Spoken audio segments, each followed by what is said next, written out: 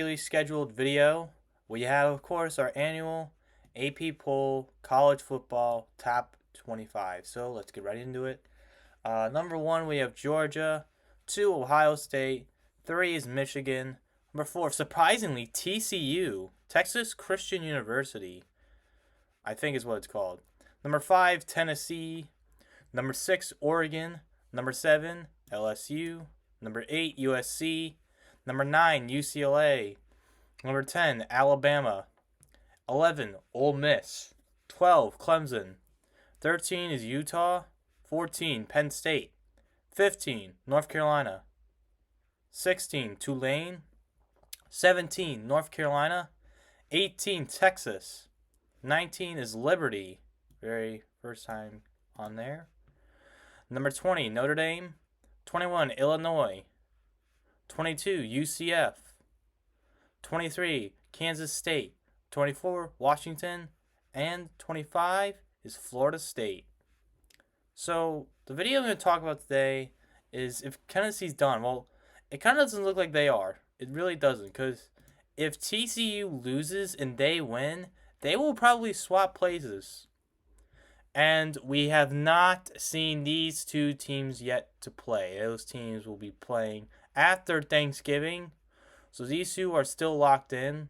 Georgia, I believe, is locked in. Going down here now. Oregon, LSU, USC. You say Alabama's done. Let's just say that. I think Alabama's done. Oregon, I'm not sure if they could get in. Because if these two teams lose, if one of them loses, so if Ohio State loses, they would drop down. Then I see TCU and Tennessee would get bumped up. So either of these two teams lose, this guy gets bumped up and this guy gets bumped up. He's gonna get bumped up. It just depends on what their performance is like. LSU has to live up to that performance because if they want to get in.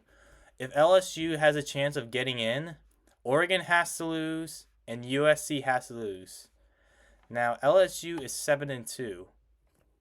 USC is 8-1. I feel like USC should be 7 rather, but they did lose. They did nearly lose to Cal, so that's one thing.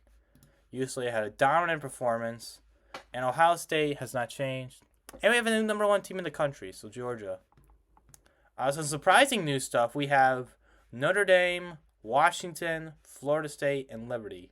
Liberty is definitely a surprising one because we don't really see small schools get in the AP poll. We don't really see that. Sometimes we see it. Currently, right now, we have two kind of obscure schools, Tulane and Liberty. Two very obscure schools. I do know of people that go to these, but they're pretty obscure to the public eye. UCF is also back there, so they were in the AP poll a few years ago. You guys remember that fiasco? And Florida State, powerhouse Florida State, is in the AP poll. Texas fell very far, in my opinion. Clemson also fell. Alabama fell. I think Clemson fell way too far. I think Alabama and Clemson should swap places. Because we have to be honest, the AP poll is pretty biased towards Bama, in my opinion. Penn State at 14. I'm not sure if they won't get in. North Carolina, Tulane, NC State. So I'm pretty much sure Alabama's season is done. After this, they're not gonna make the playoff. I feel like, unless there's some major upsets. That is what would knock them out. So that is your AP poll update. So I kind of just want to get this new video out real quick. It's currently Saturday right now as I'm recording, so this did just happen. But for those not caught up, Tennessee, the number 1 team in the country, just lost to number 3 ranked Georgia. And I was actually watching the game. It was kind of over as it started. It was not very exciting. Number 3 Georgia dominated number 1 Tennessee on a rainy day at Sanford Stadium in Athens, Georgia. That proved even more depressed for the Volunteers' national championship aspirations. The Bulldogs jumped to first place alone atop the SEC East standings after a 27-13 demolition of the rival Vols that continued Georgia's torrid reign as reigning champions and knocked Tennessee from the ranks of the unbeaten. Tennessee entered the game with the best scoring offense in the country, but Georgia's dominant defense, led by star defensive lineman Jalen Carter, held the Vols without a touchdown through 3 quarters. That is a good defense right there. Tennessee quarterback Hendon Hooker, a Heisman Trophy candidate, entered the game, didn't have a single pass of 20 or more yards, despite that being a staple of his up-tempo attack. This could ruin his Heisman chances. This will ruin those chances. Like, losing big games like this will definitely lower your chances of winning. It definitely will lower that. Georgia quarterback Stevenson Benton IV, I probably messed up that name, scrambled for a 13-yard touchdown on the Dogs' second drive, making it a 7-3 ball game early in the contest. The defense pinned down Tennessee deep, and Paxton Brooks was forced to punt out of the shadow of his own goalpost. I was watching that play, and it was a safety. It was a safety. I'm just going to be honest. It was a safety.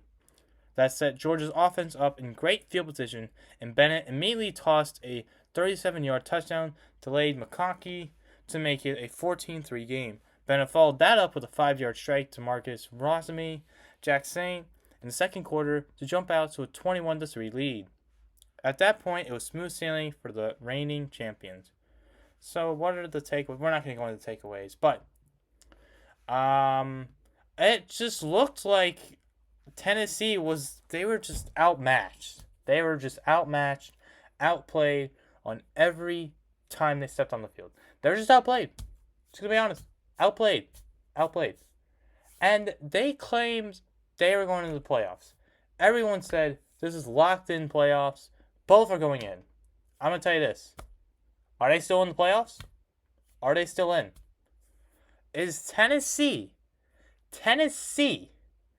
going to make the playoffs? I don't know at this point. I don't know. I'm not sure if they're going to fall out of the top 4, because you have to be top 4 for some reason to make the playoffs. I hate the playoffs, but that's a whole nother video. But anyway, you have to be top 4 based off rankings to make it. And I'm not sure if the Bulls are going to make it. I think my predictions end up being terrible, so they might make it, but I don't think they will after this game. So I'm going through here. This is what it says. Lack of explosiveness in Tennessee's passing game. Tennessee came into the game 12th ranked in the nation in passing of 20 or more yards. It just had one on Saturday, and it came in the fourth quarter when the game was essentially over. Hooker was running for his life. Keyword. Running for his life for the entire game. And even when he had the time, which wasn't often, the Georgia secondary was perfectly constantly playing over the top and forcing those stout receivers underneath. It was due to the lack of effort. Throw Hooker overthrew Jalen Hyatt down the right sideline in the first quarter, which could have loosened up the Bulldogs' defense a little bit. He was picked off by Kellen Ringo on the goal line when he tried to force one into Cedric Tillman, despite fantastic coverage by the star defensive back. It was as if Tennessee didn't have a changeup. There was no adjustment. It was unable to play outside of its comfort zone.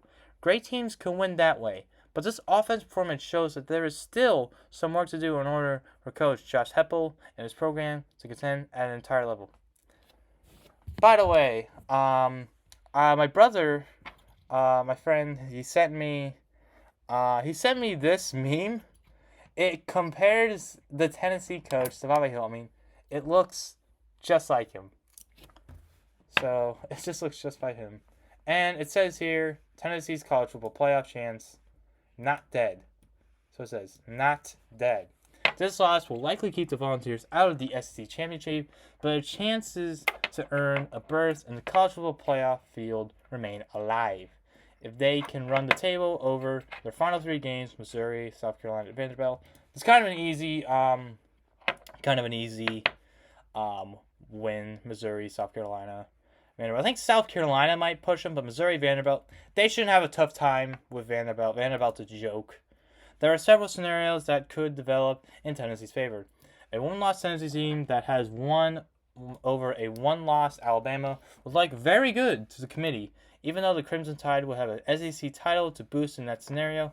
If Georgia wins the SEC championship game, Tennessee will have an alright case to be called the second best team in the SEC. That would put it at top of the one loose pecking order, since it would have been the best loss in the country. There's plenty of football left to play, and many bounds to develop between now and Selection Sunday. This loss does eliminate any margin for error moving forward, however. So this article states that Tennessee's college football playoff chance is not dead, and that's what I'm going to discuss. So, to me, it really does feel like it can be done. I feel like they might be done. Now, the reason I say that is we have to be cautious with this one, because currently Ohio State's number 2. Ohio State's number 2, and Clemson's number 4. So you have to compete with those teams. You have to try and get each of those teams to lose. I don't think Ohio State's lost a game yet. Neither has Michigan. Neither has Clemson. No, Clemson hasn't lost a game yet. Clemson hasn't lost a game yet. Georgia has not lost a game yet. So if I was Tennessee, I would be in this scenario where I would want a Georgia, a Ohio State, or Clemson loss. Because that way it could put you right back up.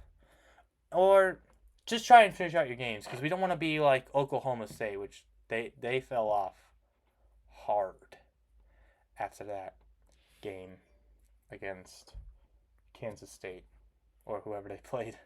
I can't remember who they played. But Volunteers, there's still a chance. There still is a chance. That is going to be it for today. Thank you all for 20 subscribers. We recently just hit that goal. Thank you all for watching, and I'll see you guys in the next video. Peace.